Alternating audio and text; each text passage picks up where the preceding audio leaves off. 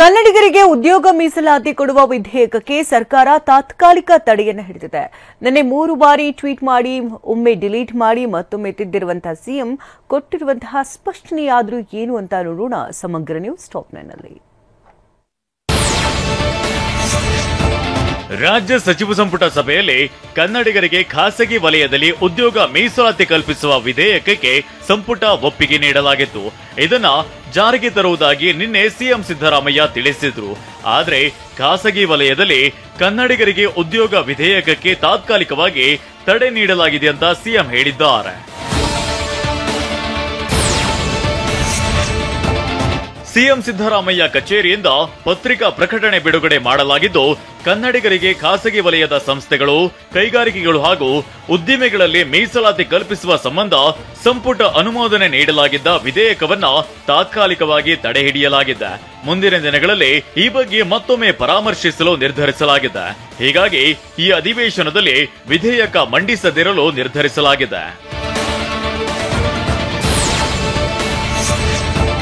ಕನ್ನಡಿಗರಿಗೆ ಉದ್ಯೋಗ ಮೀಸಲಾತಿ ವಿಧೇಯಕಕ್ಕೆ ತಾತ್ಕಾಲಿಕ ತಡೆ ಹಿಡಿದಿರುವ ಬಗ್ಗೆ ಸಿಎಂ ಟ್ವೀಟ್ ಮೂಲಕ ಮಾಹಿತಿ ನೀಡಿದ್ದು, ಕನ್ನಡಿಗರಿಗೆ ಖಾಸಗಿ ವಲಯದ ಸಂಸ್ಥೆಗಳು, ಕೈಗಾರಿಕೆಗಳು ಹಾಗೂ ಉದ್ದಿಮೆಗಳಲ್ಲಿ ಮೀಸಲಾತಿ ಕಲ್ಪಿಸುವ ಸಂಬಂಧ ಜಾರಿಗೆ ತರಲು ಉದ್ದೇಶಿಸಿದ ವಿಧೇಯಕವು ಇನ್ನೂ ಸಿದ್ಧತೆಯ ಹಂತದಲ್ಲಿದೆ. ಮುಂದಿನ ಸಚಿವ ಸಂಪುಟ ಸಭೆಯಲ್ಲಿ ಸಮಗ್ರವಾಗಿ ಚರ್ಚಿಸಿ ಅಂತಿಮ ನಿರ್ಣಯ ಕೈಗೊಳ್ಳಲಾಗುವುದು ಅಂತ ಸಿಎಂ ಸಮಜಾಯಿಷಿ ನೀಡಿದ್ದಾರೆ.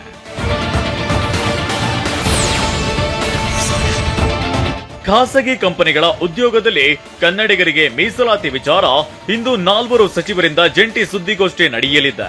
ಸಚಿವರಾದ ದಿನೇಶ್ ಗುಂಡೂರಾವ್, ಕೃಷ್ಣ ಬೈರೇಗೌಡ, ಪ್ರಿಯಾಂಕ್ ಖರ್ಗೆ, ಸಂತೋಷ್ ಲಾಡ್, ಸಿಎಂ ಕಾನೂನು ಸಲಹೆಗಾರ ಪೊನ್ನಣ್ಣ ವಿಧಾನಸೌಧದಲ್ಲಿ ಬೆಳಿಗ್ಗೆ 10 ಗಂಟೆಗೆ ಮಹತ್ವದ ಸುದ್ದಿಗೋಷ್ಠಿ ನಡೆಸಲಿದ್ದಾರೆ. ಸಮ್ಮೇಳನ ಸಭಾಂಗಣದಲ್ಲಿ ಜಂಟಿ ಸುದ್ದಿಗೋಷ್ಠಿ ನಡೆಸಲಿದ್ದಾರೆ. ನಗರದಲ್ಲಿ ಡೆಂಗಿ ಆರ್ಭಟದ ಬೆನ್ನಲ್ಲೇ ಇಲಿ ಜ್ವರದ ಆತಂಕ ಶುರುವಾಗಿದೆ. ಇಲಿಯ ಎಂಜಲು, ಮಲ, ಮೂತ್ರದ ದ್ರವ ಮಾನವರ ಚರ್ಮಕ್ಕೆ ತಾಗುವುದರಿಂದ ಲೆಪ್ಟೋಸ್ಪೈರೋಸಿಸ್ ಸೋಂಕು ಹರಡ್ತಾಗಿದೆ. ತಲೆನೋವು, ಮೈಕೈ ನೋವು, ವಾಂತಿ, ಜ್ವರ ಹಾಗೂ ಗುಳ್ಳೆಗಳು ಉಲ್ಬಣವಾಗಿ ನರಳುವಂತಾಗುತ್ತೆ. ಕಳೆದ ವರ್ಷ ನಗರದಲ್ಲಿ ಸುಮಾರು 100ಕ್ಕೂ ಹೆಚ್ಚು ಜನ ಇಲಿ ಜ್ವರಕ್ಕೆ ತುತ್ತಾಗಿದ್ರು. ಹೆಸರು ಬೈಟ್ ಆಫ್ ರ್ಯಾಟ್ ಅಂತ ಒಂದೇ ಅಲ್ಲ, ಇವನ್ ಡಾಗು, ಕ್ಯಾಟು ಅದ್ರ ಬೈಟಿಂದನೂ ಬರ್ಬೋದು, ಅಥವಾ ಅದರದ್ದು ಇನ್ಫೆಕ್ಟೆಡ್ ಯೂರಿನ್ನು, ಫೀಸಿಸು ಅದರಿಂದ ಇನ್ಫೆಕ್ಷನ್ ಆಗೋ ಸಾಧ್ಯತೆ ಇರುತ್ತೆ. ಯೂಶಲಿ ಇವು ಸಿಂಪ್ಟಮ್ಸು ಮಿನಿಮಲ್ ವೈರಲ್ ಇನ್ಫೆಕ್ಷನ್ ಥರನೇ ಇರ್ತದೆ. ಬೆಂಗಳೂರಿನ ಡಬಲ್ ಡೆಕ್ಕರ್ ಫ್ಲೈಓವರ್ ಸಂಚಾರಕ್ಕೆ ಮುಕ್ತವಾಗಿತ್ತು. ಸವಾರರು, ಪ್ರಯಾಣಿಕರು ಖುಷಿಯಾಗಿದ್ದಾರೆ. ರಾಗಿಗುಡ್ಡ ಸಿಲ್ಕ್ ಬೋರ್ಡ್ ಜಂಕ್ಷನ್ ವರೆಗೆ ಬರೋಬ್ಬರಿ 449 ಕೋಟಿ ವೆಚ್ಚದಲ್ಲಿ ನಿರ್ಮಿಸಿರುವ ಡಬಲ್ ಡೆಕ್ಕರ್ ಫ್ಲೈಓವರ್ ಅನ್ನ ಡಿಸಿಎಂ ಡಿಕೆ ಪ್ರಯಾಣಿಕರ ಸಂಚಾರಕ್ಕೆ ಮುಕ್ತಗೊಳಿಸಿದ್ರು. ಫ್ಲೈಓವರ್ ಓಪನ್ ಆಗಿದ್ದಕ್ಕೆ ವಾಹನ ಸವಾರರು ಸಂತಸಗೊಂಡಿತ್ತು.